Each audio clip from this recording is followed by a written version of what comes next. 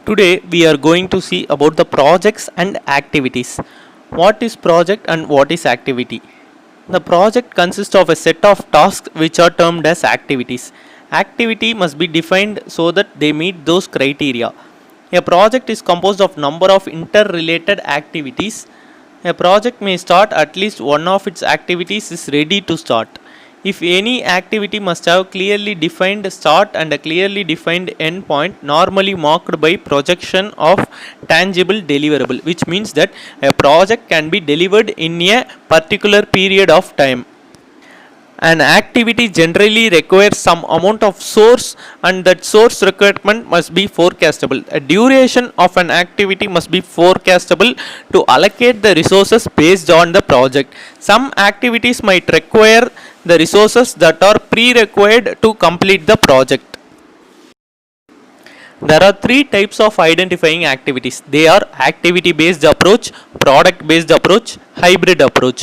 Activity based approach consists of creating list of all activities that need to be done in the project. When listing activities, particularly for a large product, it might be helpful to subdivide into main lifestyle stages and consider each of these separately. Generating a task is to create a work breakdown structures. This involves identifying the main or high level tasks that need to be done before breaking the work breakdown structure. Activities are added to a branch in the structure in the activity based approach to define what kind of importance a particular activity must be there in the project. The task at each level in any branch should include everything that is required to complete the tasks at higher level.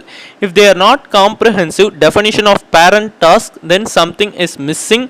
When preparing a work breakdown structure, consideration must be given to the final level of detailed projects. Below given is the activity based approach diagram. Some of the advantages of this process is it includes that the project is likely to result in a task catalog that is complete and composed of non-overlapping system. Projects activity need to be sequenced in the sense of deciding which activities need to be completed after the another activity.